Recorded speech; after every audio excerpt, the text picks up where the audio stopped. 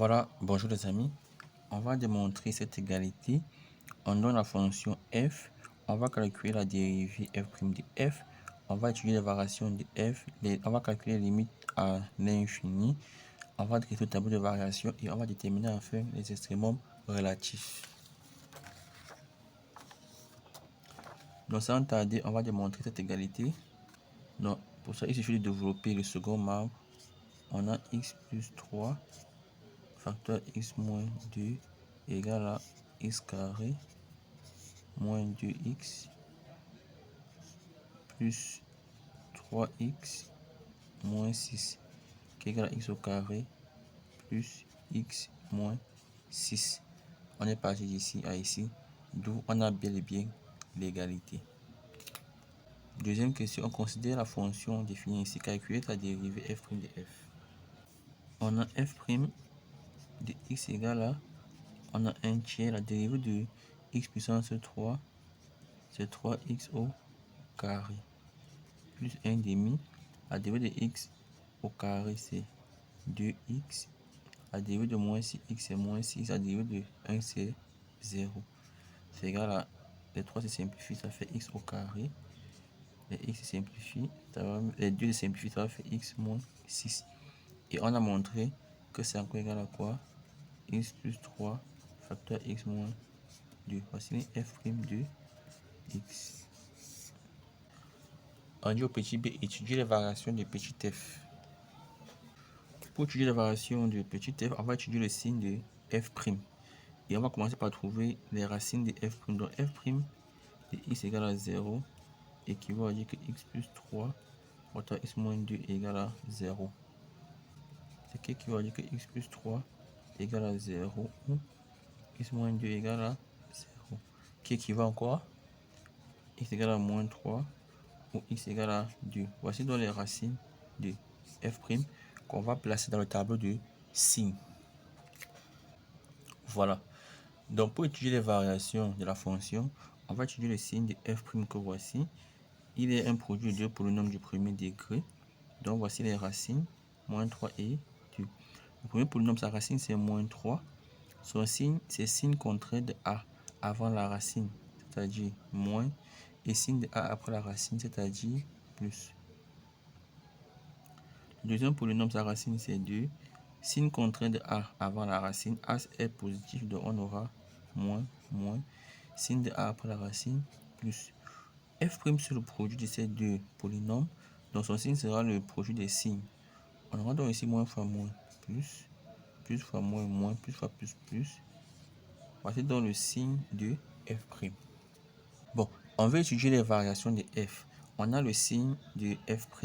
Ça signifie simplement ici que pour x appartenant à chacun des intervalles, moins l'infini, moins 3 et 2 plus l'infini, étant donné que f' est positif, alors f est croissante. Donc, alors, qu'est-ce qu'on va dire des variations de f? On va simplement dire que f est strictement croissante sur chacun des intervalles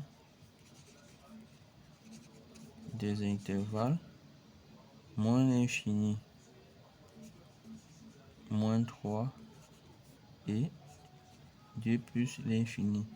Pourquoi? Parce que sur ces intervalles, f est strictement positif. Voilà pourquoi f est strictement croissante. D'autre part,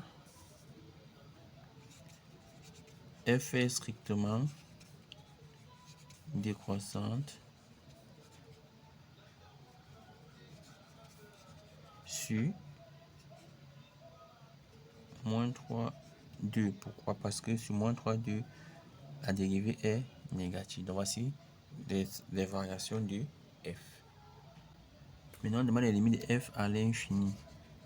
La limite de f de x quand x tend vers moins l'infini d'abord, c'est la limite. Ici, on a un polynôme. La limite à l'infini d'un polynôme, c'est la limite du monôme de plus haut degré, tout simplement.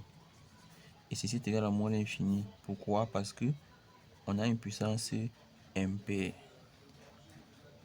D'autre part, la limite de f de x quand x tend vers plus l'infini, c'est la limite quand x tend vers plus l'infini. De même, je me nomme de plus au degré qui est égal à plus l'infini parce qu'on a la limite à l'infini de x puissance 3. Parce qu'on donne nos limites à l'infini. Maintenant, on va dresser le tableau de variation. Donc, le tableau de variation n'est pas très différent de mon tableau de signes. J'ai ici x, j'ai ici moins l'infini, j'ai les racines moins 3. Donc, je vais reprendre pratiquement mon tableau de signes. À la première ligne, j'ai f' de x. Voici la ligne f' de x qui s'annulait ici et ici. Le signe, c'est plus, moins, plus. Donc, voici la ligne qui m'intéresse dans le tableau de variation. La première et la dernière ligne. La première et la dernière ligne, les voici. Ici, je veux maintenant voir f de x. Voilà. Ceci dit, ici, la dérivée positive de la fonction est croissante. Dérivée négative, fonction décroissante. Dérivée positive, fonction croissante. On met les limites. À moins l'infini, on a trouvé moins l'infini. À plus l'infini, on a trouvé plus l'infini. Il nous faut calculer à présent f de moins 3 et f de 2. Pour calculer f de moins 3, je remplace ici x par moins 3 et les calculs me donnent 29 demi. F de 2 en remplaçant x par 2, les calculs me donnent moins 19 tiers. Voici donc mon tableau de variation.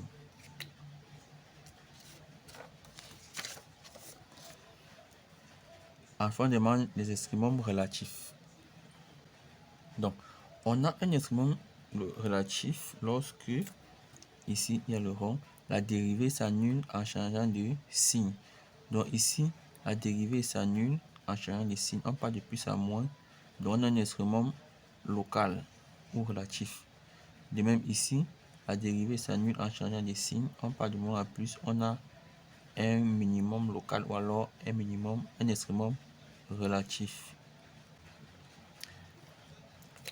Qu'est-ce qu'on va donc dire ici? Ici, on aura un minimum relatif, non, un maximum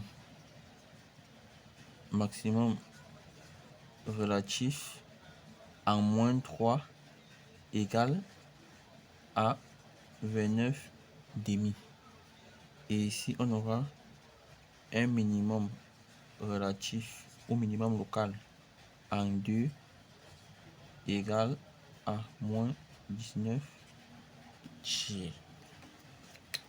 Voilà donc qui répond à notre dernière question. Voilà les amis, je vous remercie d'avoir suivi. Je vous donne rendez-vous très bientôt pour de nouvelles vidéos encore plus intéressantes. Ciao, bye bye.